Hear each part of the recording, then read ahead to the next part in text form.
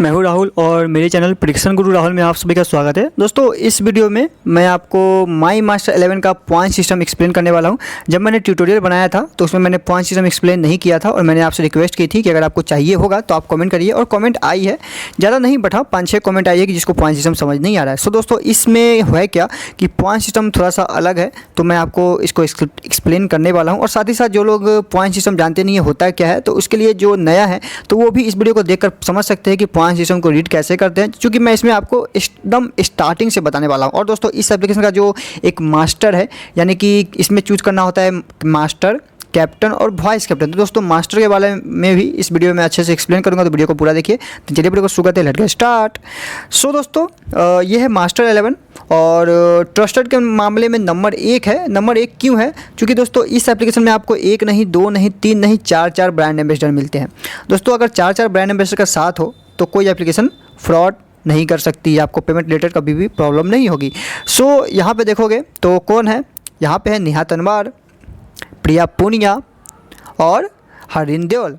और दोस्तों हरमनप्रीत कौर आपको हर जगह दिख जाएंगे, हरमनप्रीत कौर आपको ऊपर में दिख जाएंगे। हरमनप्रीत कौर आपको इंडिया टीम के कैप्टन भी इस एप्लीकेशन के ब्रांड एम्बेसडर। मतलब कि देखा जाए तो लगभग जितने सारे वुमेन्स हैं, करीबन 4 वुमेन्स तो यहीं पे हो गई है, बाकी के बचे हुए 7 वो भी आज नकल आ ही जाएगी इसके ब्रांड एम्बेसडर बन के। तो पॉइंट की बात करते हैं डायरेक्टली, बहुत बकवास हो गई। सो पॉइंट सिस्टम के लिए आपको ज़्यादा कहीं नहीं जाना है, मैं यहाँ पर चेक करता हूँ। तो यहाँ पर देखोगे तो हाउ टू प्ले का एक ऑप्शन दिख रहा होगा आपको इस पर सिंपली क्लिक करना है। उसके बाद सबसे ऊपर में क्रिकेट पॉइंट सिस्टम का ऑप्शन है, इस पर क्लिक करना है। और दोस्तों क्रिकेट पॉइंट सिस्टम के अंदर ही लगभग हर एक पॉइंट सिस्टम अवेलेबल है, यानी कि फुटबॉल, कबड्डी, बेसबॉल सबका पॉइंट सिस्टम है। और दोस्तों मैं ओनली क्रिकेट का कवर करूँगा, फुटबॉल ये सब का नहीं। सो अगर आपको इस सब की चाहिए होगी तो आप कमेंट करो, तो इसका भी बन जाएगा।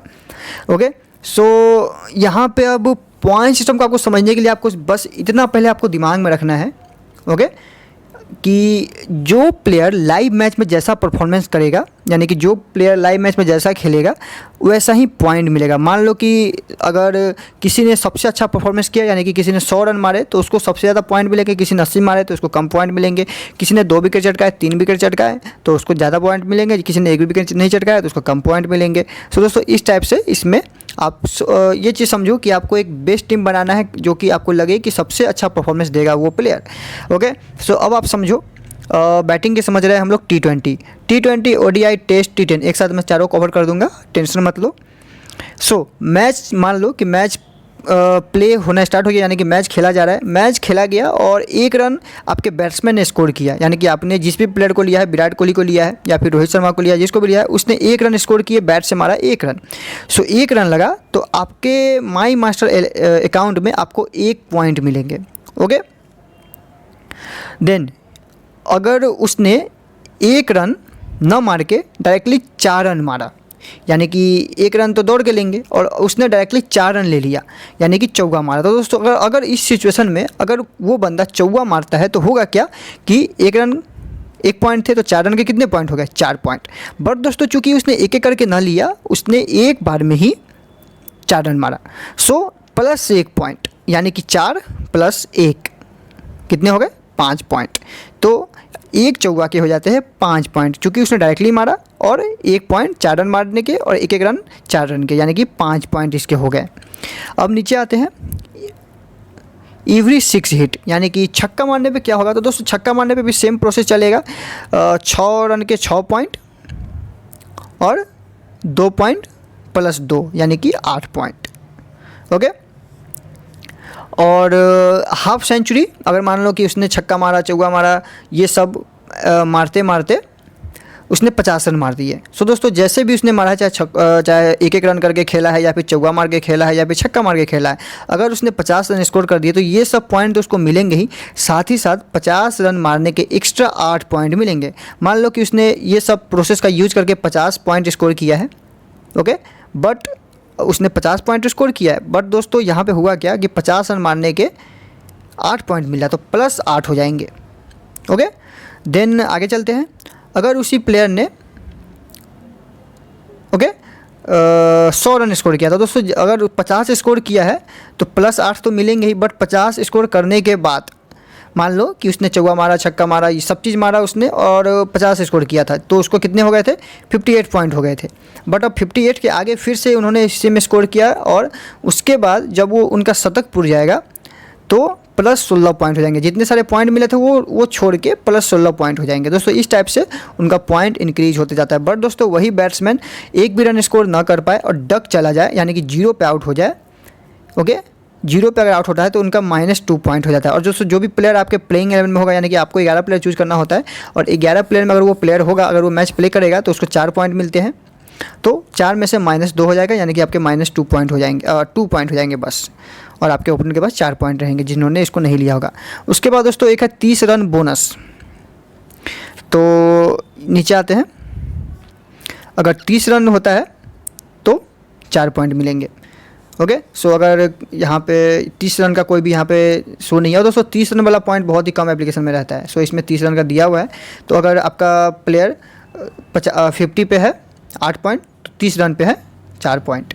ओके, सो ये तो हो गई।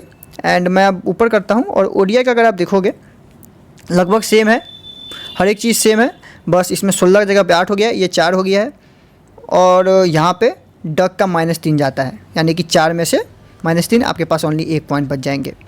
ओके, टेस्ट में चूँकि टेस्ट में बहुत ज़्यादा बॉल खेला जाता है तो लगभग पॉइंट कम हो गया है और डक अगर टेस्ट में हो जाता है तो -4 हो जाते हैं। T10 में लगभग T20 वाला ही है, बट डक लगभग यहाँ तक T20 वाला ही मुझे दिखा है। ओके, सो अब नीचे चलते हैं। और दोस्तों वीडियो में जो होता है ना, मैं अपना बेस्ट देने की कोशिश कर रहा हूँ, तो प्लीज़ आप हमारे वीडियो को एक लाइक ज़रूर कर देना, क्योंकि दोस्तों मैं अपना पूरा का पूरा बेस्ट देने की कोशिश कर रहा हूँ। ओके, बॉलिंग की तरफ चलते हैं दोस्तों। बस आपको अगर समझना है कुछ तो ये एक ही दोनों समझना है, एक तो बैटिंग समझना है और एक बॉलिंग समझना है बस। बाकी ये सब आपको कुछ समझने की ज़रूरत है नहीं, ये सब आपके वक्त के साथ खुद ही समझ में आ जाएगा। ओके, जो मैच जैसे जैसे प्ले होगा आपको ये सब खुद समझ में आ जाएगा। तो अब यहाँ पे देखो, वो तो बैट्समैन की थी कि बैट्समैन ने मारा, छक्का मारा, चौका मारा। अब बात आ जाती है कि बॉलर की। अगर बॉलर बॉलिंग करता है तो every wicket taken, run out को छोड़ के, यानी कि रन आउट को छोड़ के अगर कोई बॉलर विकेट लेता है, चूँकि दोस्तों अगर रन आउट हुआ तो उसने तो बॉलर ने तो विकेट लिया नहीं, हाँ बॉलर ने विकेट फेंका, बट दोस्तों रन आउट किसकी गलती से होता है? बैट्समैन की गलती से होता है, ना कि बॉलर की गलती से। ओके, तो अगर यहाँ पे रन आउट को छोड़ के आपको अगर बॉलर ने विकेट लिया, यानी कि बॉलर LBW लिया या फिर डायरेक्टली विकेट चला गया, स्टंप हो गई, तो दोस्तों इस सिचुएशन में 25 पॉइंट मिलेंगे बैट्समैन को। माफ़ी चाहूँगा, 25 पॉइंट मिल जाएंगे बॉलर को अगर उसने 1 विकेट लिए थे। 3 विकेट लिए तो दोस्तों बॉलर, मुझे देखा जाए तो मुझे ऐसा लग रहा है कि बॉलर के साथ यार बहुत नाइंसाफ़ी है। ओके, नाइंसाफ़ी इसलिए कि यार इसने 3 विकेट चटकाए और ओनली प्लस में 4 पॉइंट मिल रहा है। 4 पॉइंट तो यहाँ पे एक चौका मार के ही मिल जाता है बैट्समैन को। सो जितना ज़्यादा हो सके आप इस एप्लीकेशन में बैट्समैन को लो, तो 1 विकेट पे 25 पॉइंट मिलते हैं। ओके, और 3 विकेट कंटिन्यू चटकाएगा तो 25 + 25 + 25 यानी कि 75 मिलेंगे और +4 यानी कि 79। 4 विकेट यानी कि 100 पॉइंट हो गए, 25 × 4 और +8 108 पॉइंट। 5 विकेट कंटिन्यू चटकाया तो 125 और +16। और दोस्तों ये पॉइंट भी उसमें ऐड होगा, +4 भी ऐड होगा, +8 भी ऐड होगा और ये तो ऐड होगा, मतलब कि ऐसे ऐड होते जाएगा। जब 3 विकेट कंफर्म हो जाएगा तो +4 हो जाएंगे, फिर 4 विकेट होगा तो +8 हो जाएंगे, 5 वो ऐसे बहुत कम 5 विकेट कोई ले पाता है। और अगर किसी ने मेडन ओवर निकाल दिया दोस्तों, ये बहुत इंपॉर्टेंट है। अगर आपने ऐसा बॉलर को लिया एज लाइक भुवनेश्वर कुमार जो कि मेडन ओवर भी निकाल लेते हैं, तो मेडन ओवर का 12 पॉइंट, मतलब कि अगर उसने विकेट नहीं लिया और मेडन भी निकाल लिया बिना 1 भी रन दिए हुए तो 12 पॉइंट। अगर LBW होता है, अब यहाँ पे बात आती है LBW और बॉल, तो इस सिचुएशन में क्या होगा कि अगर LBW और बॉल आउट हुआ है, यानी कि डायरेक्टली विकेट आउट हुआ है, तो +8 पॉइंट आपको बोनस में मिलेंगे। बोनस में क्यों मिलेंगे वो सोचो, क्योंकि इसमें क्या हुआ है कि अगर मान लो कि अगर बैट्समैन ने छक्का मारा है तो छक्का जो मारा तो किसी ने कैच किया तब आउट हुआ। मान लो कि अगर हवा में बॉल है, अगर किसी ने कैच किया तो आउट हुआ। तो कैच के पॉइंट नीचे मैं आपको बताऊंगा, कैच के पॉइंट मिलते हैं 8 पॉइंट। जो किसी ने कैच किया तो वो 8 पॉइंट किसी और को मिलता है। बट दोस्तों इसमें क्या होगा, अगर LBW करता है या फिर डायरेक्टली स्टंप पे लगती है बॉल, तो उस सिचुएशन में किसी ने कैच नहीं किया तो ये जो 8 पॉइंट जो बच गए वो भी मिलता है बैट्समैन को। ओके, फील्डिंग के पॉइंट है, और दोस्तों फील्डिंग का पॉइंट भी कभी कभी इंपॉर्टेंट हो जाता है, जैसे कि रविंद्र जडेजा जैसे प्लेयर जो कि बहुत ही खतरनाक फील्डिंग करते हैं, तो वो आपको ऐसे ही पॉइंट देके जाएंगे। अब यहाँ पे देखने वाली बात है कि यहाँ पे मैं आपको बताता हूँ, अगर कोई कैच लेता है तो 8 point, catch and ball okay, ये कैच एंड बॉल जो बॉलिंग कराएगा तो प्लस 33 पॉइंट। स्टंपिंग और रन आउट डायरेक्ट, तो रन आउट वाला बता देता हूँ यहाँ पे, रन आउट वाला बॉलर को पॉइंट तो मिलते नहीं है, तो स्टंपिंग अगर होती है तो स्टंपिंग वाले में दोस्तों यहाँ पर अगर स्टंपिंग होता है, यानी कि स्टंपिंग विकेट कीपर ने अगर स्टंपिंग की तो यहाँ पे इस सिचुएशन में बॉलर को 25 पॉइंट मिलेंगे। ओके, बट अगर रन आउट होता है तो यहाँ पर ओनली इसी को पॉइंट मिलेंगे, और अगर डायरेक्ट रन आउट होता है तो 12 पॉइंट मिलेंगे इसको। ठीक है, थ्रोअर और रन आउट हो गया यहाँ पे, थ्रोअर और कैचर 6-6 पॉइंट होगा, यानी कि रन आउट केस में 12 पॉइंट मिल रहे हैं और कुछ एप्लीकेशन में 15 पॉइंट मिलते हैं। तो थ्रोअर और कैचर में आपको ये समझने वाली बात है कि थ्रो जिसने किया, यानी कि अगर रन आउट होगा एक बंदा तो विकेट के पास होगा और एक बंदा होगा जो बॉल फेंकेगा।